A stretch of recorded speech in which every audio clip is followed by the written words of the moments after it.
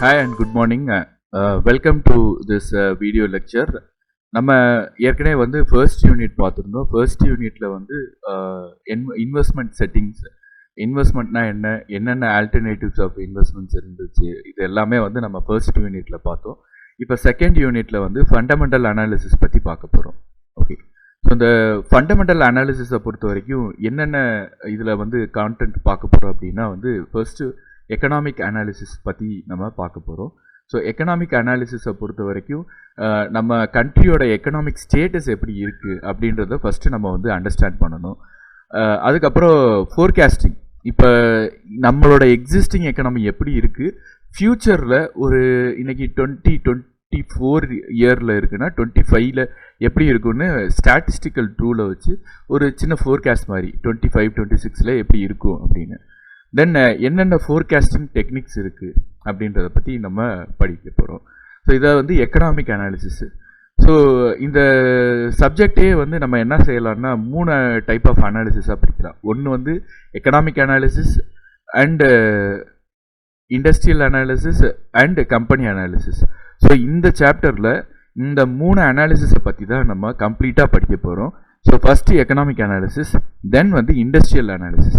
Industrial அனாலிசிஸை பொறுத்த வரைக்கும் என்னென்ன டைப் ஆஃப் இண்டஸ்ட்ரீஸ் இருக்குது, ஐடி இண்டஸ்ட்ரி, சில என்ன வந்து cyclic industry, type of industry எப்படி இருக்குது, சில இண்டஸ்ட்ரீஸ் வந்து என்ன சொல்கிறதுனா சீசனலாக வந்து சேல்ஸ் அதிகமாகும், ப்ராஃபிட் அதிகமாக இருக்கும், அந்த மாதிரி கிளாஸிஃபிகேஷன்ஸ். சில இண்டஸ்ட்ரீஸ் வந்து கேபிட்டல் இன்டென்சிவாக இருக்கும், அதிகமான கேபிட்டல் நம்ம வந்து இன்வெஸ்ட் பண்ணுற மாதிரி இருக்கும்.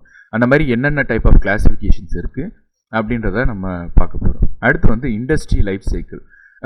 எந்த ஒரு பிஸ்னஸுக்குமே ஒரு லைஃப் சைக்கிள் இருக்குது அப்படின்னு நம்ம கேள்விப்பட்டிருப்போம்.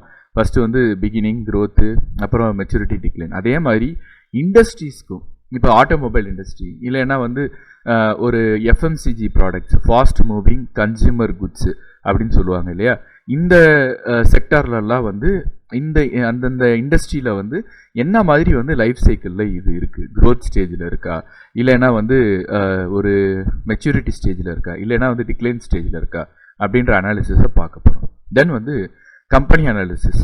இப்போ நம்ம என்ன பண்ணுறோன்னா ஒரு ஓவராலாக எக்கனாமிக்கு, தென் வந்து இண்டஸ்ட்ரீஸ், அப்புறம் இப்போ தான் என்ன பண்ண போகிறோம்னா ஸ்பெசிஃபிக்காக ஒரு கம்பெனியை எடுத்து நம்ம அனாலிசிஸ் பண்ண போகிறோம். இந்த கம்பெனி அனாலிசிஸை பொறுத்த வரைக்கும் அந்த கம்பெனியோட ப்ராஃபிட், ஏர்னிங்ஸ் எவ்வளோ இருக்குது அப்படின்றத ஃபஸ்ட்டு மெஷர் பண்ணணும். தென் வந்து ஃபோர்காஸ்ட் பண்ணணும். நம்ம ஏற்கனவே வந்து எக்கனாமிக் ஃபோர்காஸ்டிங் பண்ண அதே டூல்ஸை நம்ம இங்கேயும் யூஸ் பண்ணலாம். ஒரு எக்ஸாம்பிள் வந்து ரிக்ரெஷன் டூல், டைம் சீரீஸ் அனாலிசிஸில் நிறைய டூல்ஸ் இருக்குது, மூவிங் ஆவரேஜ், இந்த மாதிரி உள்ள டூல்ஸ் எல்லாம் வந்து நம்ம யூஸ் பண்ண போகிறோம். யூஸ் பண்ணி ஃபோர்காஸ்ட் பண்ணணும்.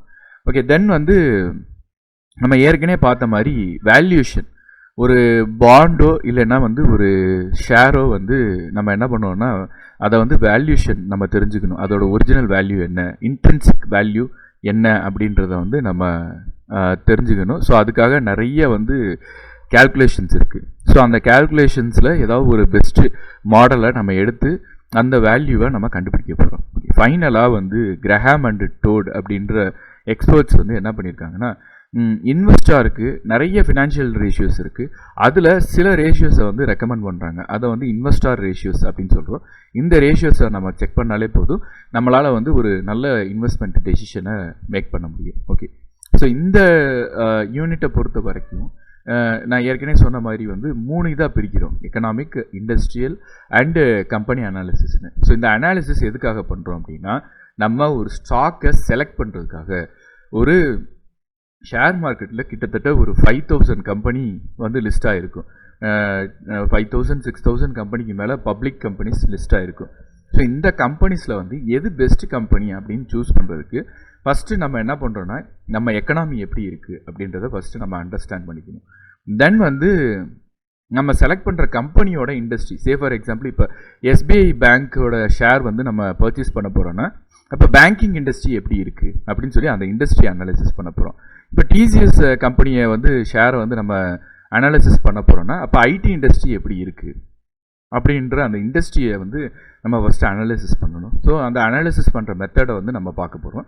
தென் இண்டஸ்ட்ரியல் அனாலிசிஸ் முடிஞ்சதுக்கப்புறம் இப்போ எஸ்பிஐயோ இல்லை டிசிஎஸோ எடுக்கிறீங்க அப்படின்னா அந்த கம்பெனியோட ப்ராஃபிட் எப்படி இருக்குது, அந்த ப்ராஃபிட்டோட ஃபோர்காஸ்டிங் எப்படி இருக்குது, அப்புறம் இன்னும் வேறு என்னென்னலாம் வந்து செக் பண்ணணும். ஃபண்டமெண்டலி அந்த கம்பெனி எந்த அளவுக்கு ஸ்ட்ராங்காக இருக்குது. ஏன் அப்படின்னா ஒரு பிஸ்னஸ் ஸ்ட்ராங்காக இருந்துச்சு அப்படின்னா அதோட மார்க்கெட் ப்ரைஸ் வந்து ஸ்ட்ராங்காக இருக்கும்.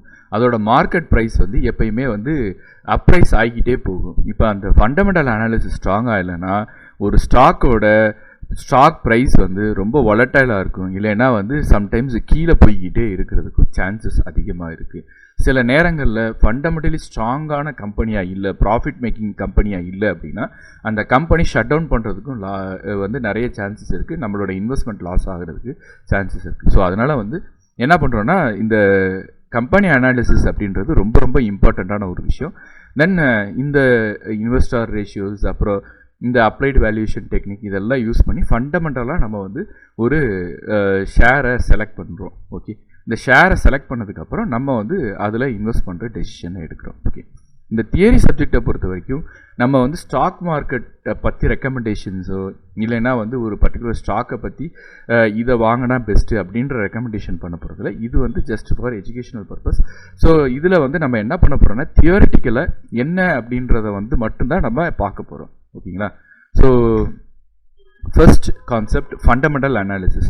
மீனிங் ஃபண்டமெண்டல் அனாலிசிஸ் அப்படின்னா it is a study of economic factors, industrial environment, then factors related to company. So அப்போ 3 விஷயத்தையும் படிக்க போகிறோம். ஒன்று economic and industrial, then company.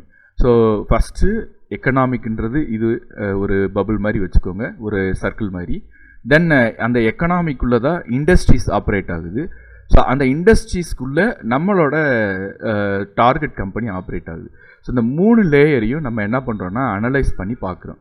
Okay, இந்த 3 லேயரையும் அனலைஸ் பண்ணும்போது நமக்கு சில கம்பெனிஸ் செலக்ட் பண்ணுவோம். அந்த கம்பெனிஸோட ஷேரில் இன்வெஸ்ட்மெண்ட் பண்ணுறது is a best decision.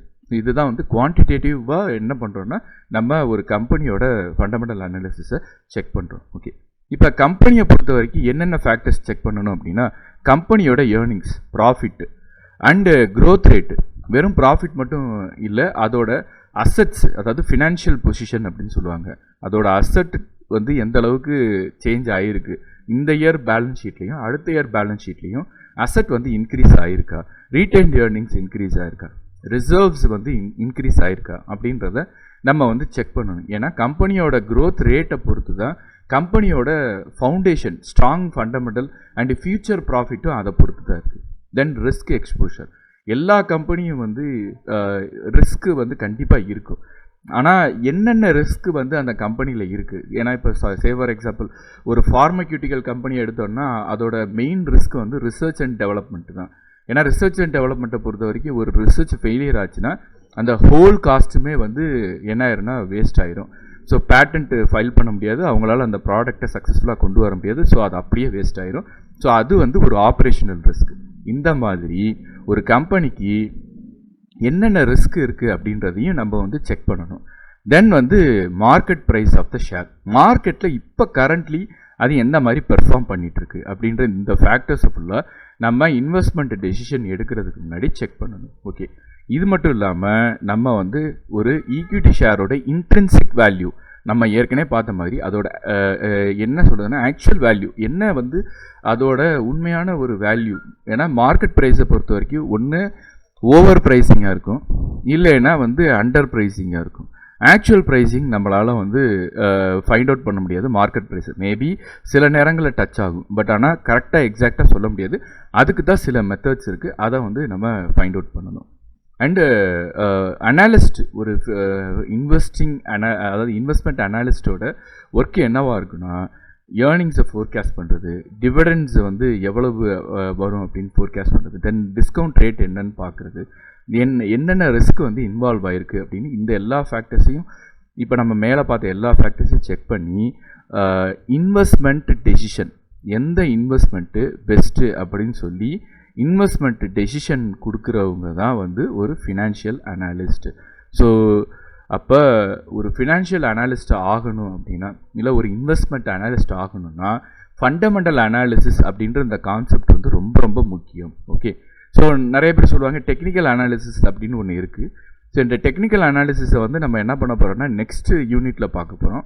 But technical அனாலிசிஸுக்கு முன்னாடி ஃபண்டமெண்டல் அனாலிசிஸ் தான் ஒரு கம்பெனியை வந்து நல்ல கம்பெனியாக இல்லை அது வந்து கொஞ்சம் it's not a good company அப்படின்ற அந்த இதை செக் பண்ணுறதுக்கு ஃபண்டமெண்டல் அனாலிசிஸ் தான் ஒரு முக்கியமான ஒரு அனாலிசிஸ்.